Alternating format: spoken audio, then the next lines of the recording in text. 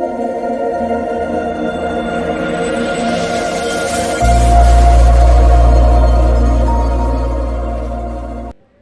दोस्तों, कहानी का शीर्षक है भूत बंगला।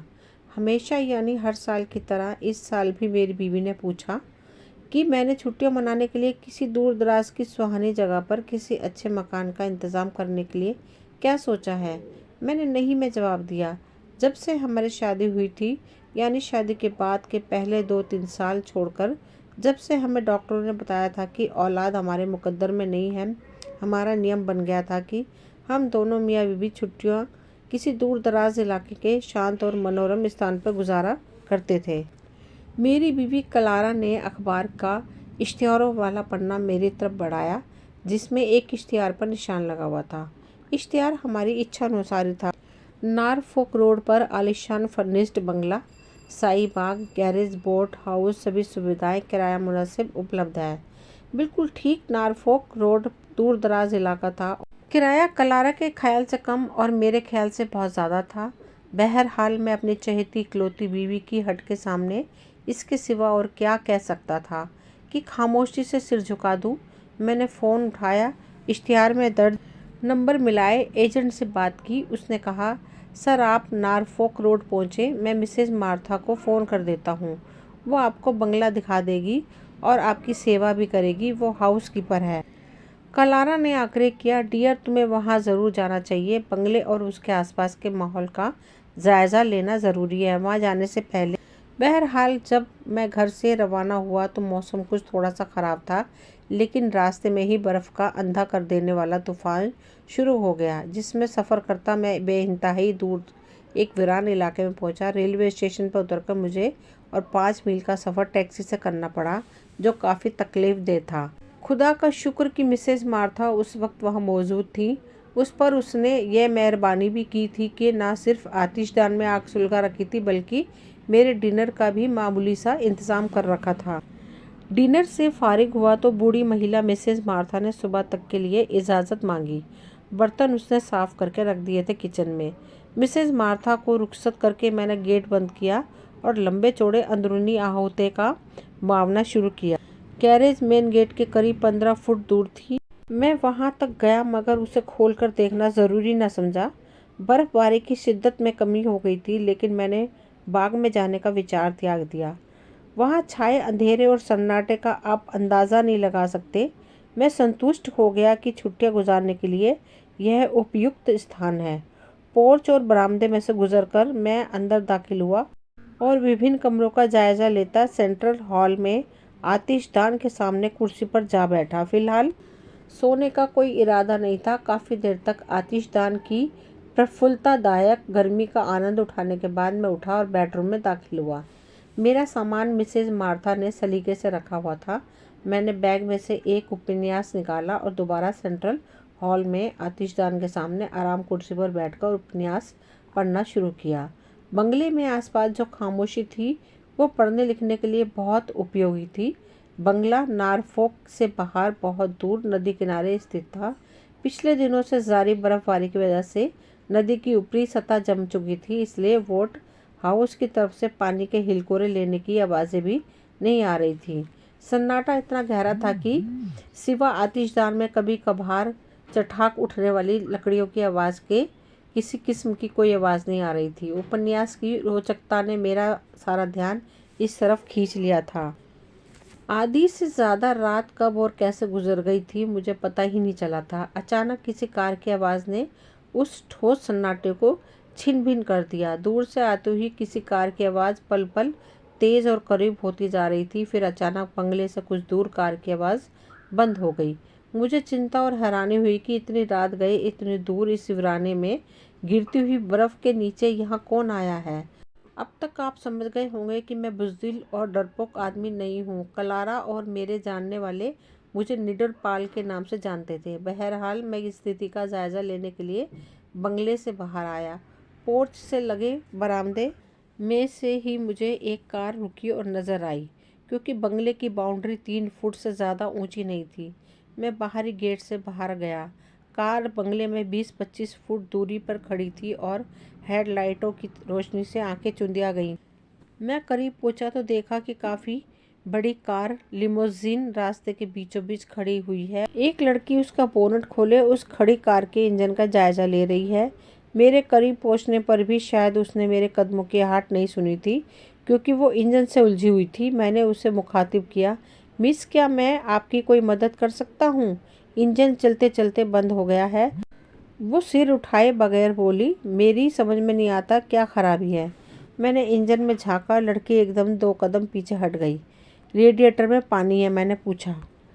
पानी? पानी का इंजन में क्या काम? गाड़ियाँ सिर्फ गैस और पेट्रोल से ही नहीं चलती मिस, इनमें पानी का भी काम होता है जो इंजन ठंडा रखता है। ओहो, वो बोली, क्यों ना इसमें थोड़ी बर्फ़ डाल दें, यह इतनी सारी बिखरी पड़ी है।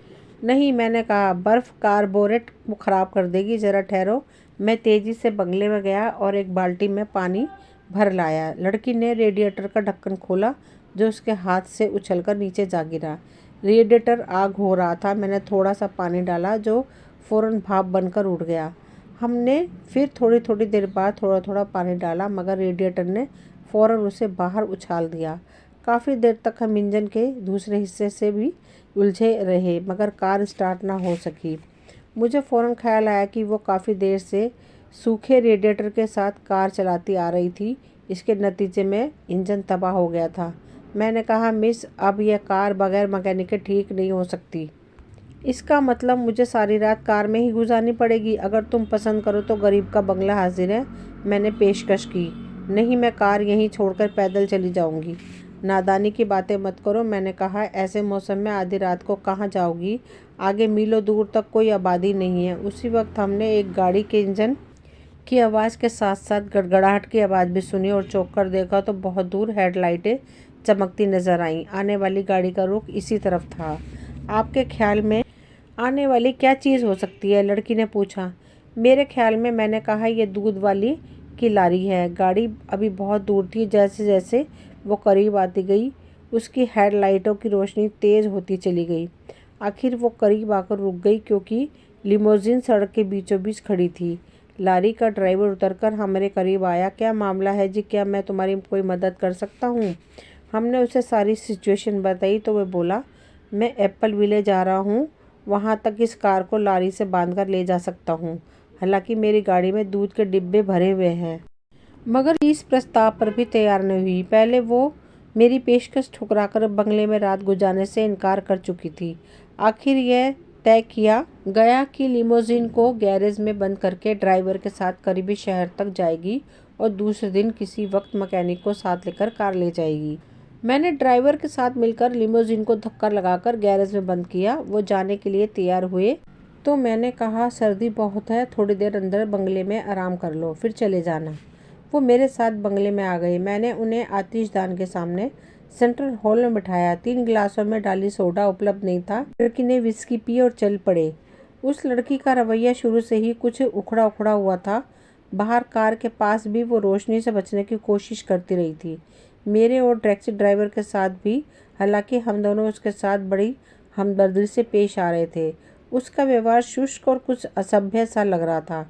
वो कुछ बेचैन सी लग रही थी। मैंने महसूस किया कि जैसे वो इस हमदर्दी अपनेपन भरे माहौल से जान छुड़ाकर जल्दी से जल्दी वहाँ से जाना चाहती हो। वह बात मुझे बहुत अस्वाभाविक लगी थी। अब भी वो रोशनी से दूर रहने की कोशिश करती महसूस हो रही थी। मैंने अभी तक उसे गौर से नहीं देखा था। हॉल की रोशनी में मुझे उसको गौर से देखने का मौका मिला। वो लड़की कहलाने की उम्र में थोड़ा आगे निकल गई थी। बहरहाल उनको विदा करके मैं अपने बेडरूम में गया। बेडरूम में साइड टेबल पर कुछ दूसरी किताबों के साथ लोकल गाइड बुक नक्शों सहित रखी हुई थी। मैंने सोचा था कि मैंने अपना उपन्यास जहाँ पर छोड़ा था वहीं से फिर पढ़ना शुरू कर दूंगा, लेकिन अनायास ही मैंने वो गाइड बुक उठा ली। 2-4 पन्ने ही मैंने पलटे थे गाइड बुक के कि मैं चौंक उठा और पूरी गाइड बुक देखने पर मजबूर हो गया। मुझे ताज्जुब हुआ कि वो औरत किधर से आई थी, क्योंकि इस बंगले के सामने से गुजरने वाली सड़क आम रास्ता नहीं थी। यह एक महत्वहीन सड़क थी और एप्पल विले वगैरह शहरों में जाने वाली मशहूर बड़ी सड़कों से बहुत दूर थी। मुझे महसूस हुआ कि इस सारे चक्कर में कहीं ना कहीं कोई असाधारण बात ज़रूर है। इस सड़क से गुजरने का मतलब है कि सड़क इस्तेमाल करने वाला लोगों की निगाहों से बचना चाहता है, या फिर कार चोरी की भी हो और हाईवे पर की गश्ती पुलिस से उसे बचना ज़रूरी हो। अब मुझे बेचैनी महसूस होने लगी थी। मैंने फैसला किया कि मुझे फ़ौरन गैरेज में जाकर एक बार फिर कार का जायज़ा लेना चाहिए। मैंने हुक से चाबी उतारी और गैरेज में जाकर कार का जायज़ा लेने शुरू किया। तब तो मैंने सिर्फ इंजन देखा था या फिर गाड़ी को धक्का लगाया था। लिमोजिन ने गैरेज को लगभग भर दिया था। मैंने दीवार के साथ साथ रगड़ खाते हुए जाकर कार का दरवाज़ा खोला। मुझे लगा जैसे कार के अंदर से किसी ने दरवाजे को धकेला हो। मैं अचानक लगने वाले इस झटके की वजह से अपना संतुलन कायम न रख सका और पीछे की दीवार से टकराकर गिर पड़ा। मैं संभल कर उठा, कार के पास जाकर देखा, दरवाजे के सहारे देखा तो मुझे कुछ नज़र न आया, क्योंकि जो मोमबत्ती मैं लेकर आया था दरवाजे के धक्के से हाथ से छूट गई थी। मैंने हाथों से फर्श टटोला तो कार के नीचे से मोमबत्ती मिल गई। मैंने मोमबत्ती दोबारा जलाकर देखा तो मोमबत्ती हाथ से गिरते गिरते बची। मैंने देखा कि दरवाजे से टकराने वाला एक आदमी है, मुर्दा आदमी, जो कार के अंदर फुटमेट पर दरवाजे के सहारे बैठाया गया था। वो अब खुले हुए दरवाजे से बाहर लुढ़क रहा था। किसी तरह मुश्किल से मैंने उसे कार के अंदर धकेल कर दरवाज़ा बंद कर दिया। मैं कार से घूमकर दूसरी तरफ आया और दूसरी तरफ का दरवाज़ा खोला और हाथ बढ़ाकर कार की छत पर लगा छोटा सा बल्ब रोशन कर दिया। यह एक दुबला पतला लंबा सा आदमी था। कद 6 फुट 6 इंच से निकलता हुआ लगता था। सांवला सा रंग, बीमारों जैसा चेहरा, गहरी मोटी मूछें। उसकी पीठ पर कंधे से नीचे सीधे बाजू की कोहनी के पास गोली का सुराग था जो साफ नजर आ रहा था। गोली शायद उसके फेफड़ों में जा घुसी थी। लाश की जेबों में से कोई कागज़ वगैरह नहीं था। उसके कोट या कमीज पर किसी न किसी दर्जी का लेबल भी नहीं था। उसकी जेब में सिर्फ कुछ हज़ार नीरा के नोट थे, लेकिन यह भी किसी किस्म का सबूत नहीं था। इन सारी बातों से कुछ पता नहीं चलता था कि उसे किसने कत्ल किया था, उसी औरत ने या फिर किसी और ने। बहरहाल इस शख्स के कत्ल की कहानी वही बता सकती थी। वो जा चुकी थी और मैं उसके बारे में कुछ नहीं कह सकता था। यहाँ ना तो टेलीफोन था, ना ही पुलिस को सूचना देने का कोई दूसरा साधन। बहरहाल मैंने गैरेज को दोबारा बंद करके ताला लगाया और आकर सो गया। अब सुबह ही कुछ किया जा सकता था। इस वक्त तो रात के 3:30 से ज़्यादा का वक्त गुजर चुका था। सुबह मैं जल्दी ही जाग गया था और मिसेज़ मार्था के आने तक मैं बाहर जाने के लिए तैयार हो गया था। और मिसेज़ मार्था के आने से पहले मुझे दुख और हैरत का एक धक्का भी लग चुका था। वो यह है कि मैंने सुबह एक बार फिर गैरेज में जाकर कार और लाश का मुआयना करने का फ़ैसला किया था। जब मैं गैरेज में पहुंचा तो उसका गेट खुला हुआ मिला था। रात को शायद मैं गैरेज की चाबी गेट में लगी हुई छोड़ गया था। ताले में मैंने गेट के पट को बाहर की तरफ खींचा, वह खुलता चला गया। गैरेज बिल्कुल खाली पड़ी थी, ना कार थी न लाश। रात को वहाँ मोमबत्ती गिर पड़ी थी, वहाँ कुछ ऑयल पड़ा हुआ था। मैं बाहरी गेट की तरफ गया। बाहर निकलकर देखा तो रात को होने वाली बर्फबारी ने कार और लॉरी टायरों के निशान मिटा दिए थे। रात के सारे निशान मिट चुके थे। 2 बातों में से एक बात ज़रूर हुई थी, या तो कुछ लोग उस वक्त आए जब मैं गहरी नींद में सो रहा था और वो लिमोजिन ले गए थे, या रात को सारी घटनाएं मैंने आतिशदान के सामने कुर्सी पर पड़े सोते हुए ख्वाब में देखी थी। अचानक मुझे गिलासों का ख्याल आया जिनमें हमने रात विस्की पी थी। मैं सेंट्रल हॉल में गया, वहाँ 3 गिलास मौजूद थे। इसका मतलब मैंने रात को ख्वाब नहीं देखा था, बल्कि कार ही वहाँ से ले जाई गई थी। उन्होंने बड़ी चालाकी से काम किया था, बिल्कुल खामोशी से। लड़की ने अपना गिलास आतिशदान पर रख दिया था। मैंने करीब जाकर जायज़ा लिया। उस पर उंगलियों के निशान साफ नज़र आ रहे थे, जिनमें से कुछ तो मेरे थे और कुछ उस लड़की के थे। मैंने सावधानी से गिलास को एक पॉलीथीन में लपेट लिया। मिसेस मार्था आने के बाद मैंने उसकी सेवा के बदले में उन्हें कुछ रकम दी और वहाँ से एप्पलविले आया। वहाँ मैंने एजेंट को बताया कि मैं मकान के बारे में अपने फ़ैसले की सूचना दे दूँगा। वहाँ से मैंने ट्रेन पकड़ी और सीधा मिलान पहुँचा, जहाँ पुलिस हेडक्वार्टर में मेरा एक दोस्त ऑफिसर था। मैंने गिलास उसके हवाले कर दिया और कहा, इस पर उंगलियों के निशान हैं। तुम अपने आदमियों से कहो कि वो इन निशानों के बारे में मालूम करे। हो सकता है वो इनके बारे में कुछ भी मालूम ना कर सके। मेरे दोस्त ने कहा, फिर भी इसमें तीनों गिलासों को फिंगरप्रिंट सेक्शन में भिजवा दिए। मिलान के पुलिस वाले हैरत अंगेज ढंग से तेज़ रफ्तार साबित हुए। करीब 3-4 मिनट बाद ही वो एक फ़ाइल लिए हुए आया और उसने वो फ़ाइल मेरे दोस्त के हवाले कर दी। उसने फ़ाइल के पन्ने पलटे और कहना शुरू किया, गिलास पर जो फिंगरप्रिंट है वो मिस सेली के हैं। उसने फ़ाइल में से एक तस्वीर निकालकर मेरे सामने डाल दी। यह उसी लड़की या औरत की तस्वीर थी, मेरा दोस्त पुलिस अफसर कह रहा था। मिस सेली बड़ी खामोश तबीयत की और कुछ घमंडी सी थी। शौक शार्प लिफ्टिंग था। वो ख़ास तौर पर सुपर स्टोर में अपनी चोरी का कमाल दिखाती थी। कुछ अरसे बाद वो एक रेस गैंग की मेंबर बन गई। उस गैंग की एक दूसरे गैंग से ठन गई। सैली अपने एक दोस्त के साथ वहीं कहीं जा रही थी कि उसके दोस्त को गोली लग गई। सैली कार में दोस्त को लेकर नॉरफॉक की तरफ भाग गई थी। नॉरफॉक से कुछ आगे उसकी कार खराब हो गई थी। उसने कार के एक बंगले के गैरेज में छोड़ी और एक दूध सप्लाई करने वाले की गाड़ी में एप्पल विले की तरफ रवाना हो गई थी। मगर वो एप्पल विले कभी नहीं पहुंच सकी क्योंकि रास्ते में ही लारी का एक्सीडेंट हो गया था। सैली और लारी ड्राइवर उछल गए थे और बाहर गिरे थे। दोनों के सिर वहाँ बड़े पत्थरों से टकराकर चूर चूर हो गए थे। महत्वहीन और ख़तरनाक रास्तों पर चलने वालों का यही अंजाम होता है। क्या इटालियन पुलिस वाले जादूगर हैं जो इतनी जल्दी इतनी तफसील से सारी घटनाएं मालूम कर लीं, क्योंकि अभी बीती रात की ये घटनाएं घटी ही हैं। इन्हें घटे 9 बरस बीत चुके हैं क्या? मैं हैरत से उछल पड़ा। हाँ, उसके बाद से सुना है कि उनकी आत्माएं उसी मौसम में अक्सर रात को उसी वक्त वो पूरा ड्रामा उस सड़क पर दोहराती रहती हैं। मेरे दोस्त ने कहा था और मैंने सिर पकड़ लिया था। मुझे पूरा कमरा घूमता हुआ महसूस हो रहा था।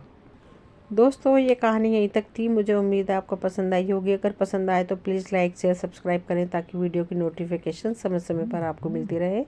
मिलते हैं अगली कहानी में, तब तक के लिए थैंक यू।